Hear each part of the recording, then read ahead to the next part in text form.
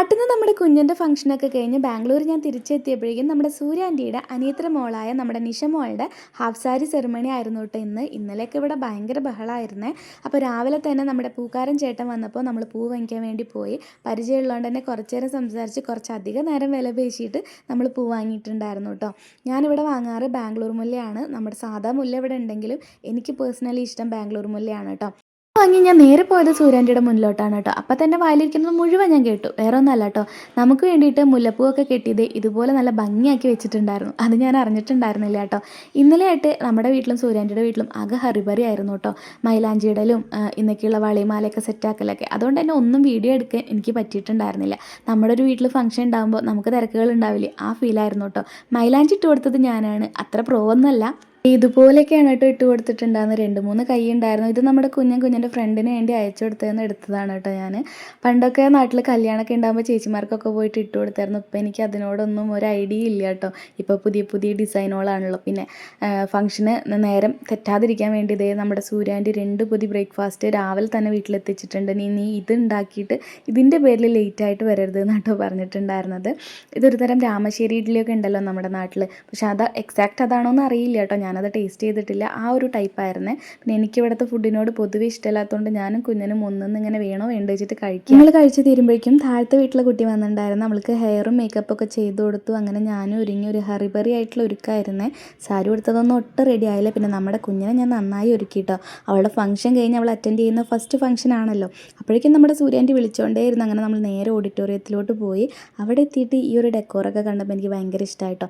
പിന്നെ ഈ നിരത്തി വെച്ചിരിക്കുന്നതിൻ്റെയൊക്കെ പിന്നിൽ എന്തൊക്കെയോ സംഭവങ്ങളുണ്ട്. അതൊന്നും ആധികാരികമായിട്ട് എനിക്കറിയില്ല.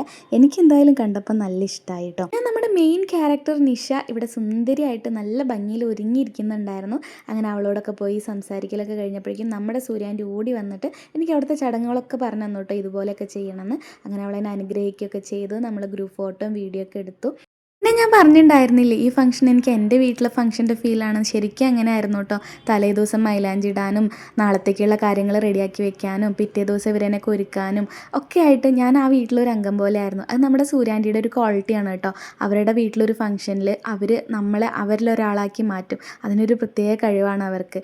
എത്ര പേര് വന്നാലും നമ്മളതിനെ അവർ ചേർത്ത് നിർത്തും. അങ്ങനെ ഒരു ഫീലാണ് കേട്ടോ ഇവരുടെ വീട്ടിലെ എന്ത് ഫംഗ്ഷൻ എനിക്ക് പോകുമ്പോഴും. അതുകൊണ്ട് തന്നെ വേറൊരു ഫംഗ്ഷനായിട്ട് എനിക്ക് ഫീൽ ചെയ്യാറില്ല. അങ്ങനെ നമ്മൾ ഇതൊക്കെ ഇങ്ങനെ കണ്ടുകൊണ്ടിരുന്നപ്പോഴാണ് സൂര്യാൻ്റെ ഓടി വന്നിട്ട് പറഞ്ഞത്, ഫുഡ് കഴിക്കാൻ ടൈമായി, നീ വേഗം പോയി ഫുഡ് കഴിക്കുന്നു. പിന്നെ ഇവിടുത്തെ ഫുഡിനെ പറ്റി പറയുകയാണെങ്കിൽ ആദ്യം ഇലയൊക്കെ വെച്ച് അവർ വെള്ളം കൊണ്ടുവരും. അപ്പോൾ അതൊക്കെ നമ്മൾ ക്ലീൻ ആക്കി കൊടുക്കുകയല്ല. ഫസ്റ്റ് വന്നത് ഉപ്പും അച്ചാറും പിന്നെ പായസമായിരുന്നു. അതിനുശേഷം ഒരു സാലഡ് വന്നു, ഒരു പൊരിയൽ വന്നു, ഗോബി മഞ്ചൂരി വന്നു. പിന്നെ ഈ ഇട്ടത് ഒബട്ടാണ്. ഒബട്ടിൻ്റെ മേലെ കുറച്ച് നെയ്യ് വന്നു, പൊക്കുവട ഉണ്ടായിരുന്നു, ഡ്രൈഡ് ഗുലാബ് ജാമുൻ ഉണ്ടായിരുന്നു കേട്ടോ. ഇതായിരുന്നു നമുക്ക് ഫസ്റ്റ് കിട്ടിയിട്ടുണ്ടായിരുന്നത്. അപ്പോൾ ഈ നെയ്യിൽ ഒബട്ട് മുക്കിയിട്ട് വേണം കേട്ടോ കഴിക്കാൻ. അതിനുശേഷം ബട്ടൂരയാണ് തോന്നുന്നു അതുപോലെ ഒരു സംഭവം വന്നു. ഇതിന് കറിയായിട്ട് പനീർ ബട്ടർ മസാല ആയിരുന്നു കേട്ടോ. അതെനിക്ക് ഒരുപാട് ഇഷ്ടമായിട്ടുണ്ടായിരുന്നേ. അങ്ങനെ അതൊക്കെ ഞങ്ങൾ കഴിച്ചു. കാരണം ഇവിടെ ഓരോന്ന് കഴിച്ച് കഴിയുമ്പോഴേക്കും പിന്നാലെ ഓരോന്ന് വരും കേട്ടോ. അടുത്തത് പനീർ ബിരിയാണി ആയിരുന്നേ. അതും സാലഡും വന്നിട്ടുണ്ടായിരുന്നു. പിന്നെ ഇത് കഴിഞ്ഞിട്ട് വൈറ്റ് റൈസൊക്കെ വന്നിട്ടുണ്ടായിരുന്നു. പിന്നെ ഇവിടുത്തെ അപ്പളം വന്നു, വൈറ്റ് റൈസ്, രസം, മോര്, സാമ്പാറൊക്കെ ഉണ്ടായിരുന്നു. അതൊന്നും ഞാൻ വാങ്ങിയില്ല കേട്ടോ. ഇതന്നെ എനിക്ക് മുഴുവൻ കഴിക്കാൻ പറ്റുന്നുണ്ടായിരുന്നില്ല. പിന്നെ നമുക്ക് അവിടെ അവർ വെറ്റിലപ്പാക്ക് വെച്ചിട്ടുണ്ടായിരുന്നു, ഐസ്ക്രീം വന്നിട്ടുണ്ടായിരുന്നു. അത് കഴിഞ്ഞിട്ട് റിട്ടേൺ ഗിഫ്റ്റും തന്നിട്ടുണ്ടായിരുന്നു കേട്ടോ. അതെനിക്ക് വീഡിയോ എടുക്കാൻ പറ്റിയില്ല. ഒരു കവറിൽ തേങ്ങയും വെറ്റിലയും പഴമൊക്കെ വെച്ചിട്ട്. പിന്നെ ഇതായിരുന്നു അവിടുത്തെ മുറുക്കാൻ ആയിട്ടുണ്ടായിരുന്നത് കേട്ടോ. ഇത് ഞാൻ ഫസ്റ്റ് ടൈമാണ് കേട്ടോ ട്രൈ ചെയ്യണത്. അപ്പോൾ എനിക്കൊരു പേടിയൊക്കെ ഉണ്ടായിരുന്നു, ഇനി ഇതിൻ്റെ ഉള്ളിൽ ഉള്ള സംഭവങ്ങൾ എന്തെങ്കിലും കഴിച്ച് തലവേദന അങ്ങനെ എന്തെങ്കിലും വരുമെന്ന് കേട്ടോ. പക്ഷെ നല്ല ടേസ്റ്റ് ഉണ്ടായിരുന്നു. ഞാൻ ഫസ്റ്റ് ടൈമാണ് അത് ടേസ്റ്റ് ചെയ്യണത്. എനിക്ക് ഭയങ്കര ഇഷ്ടമായി കേട്ടോ. ഇതിൻ്റെ ഇടയിൽ നമ്മൾ സൂര്യാൻ്റെ അടുത്തൊക്കെ ഇരുന്ന് സംസാരിക്കുകയൊക്കെ ചെയ്തിട്ടുണ്ടായിരുന്നു. എനിക്ക് അപ്പോൾ ഒന്നും വീഡിയോ എടുക്കാൻ പറ്റിയില്ല. അങ്ങനെ നമ്മൾ വെറ്റിലപ്പാക്കും ചവച്ച് നേരെ വീട്ടിലോട്ട് വിട്ടു കേട്ടോ. അപ്പോൾ ഈ ഒരു വീഡിയോ ഇത്രയൊക്കെ ഉള്ളൂ. അടുത്ത വീഡിയോ ആയിട്ട് കാണാം. Tata bye bye, see U.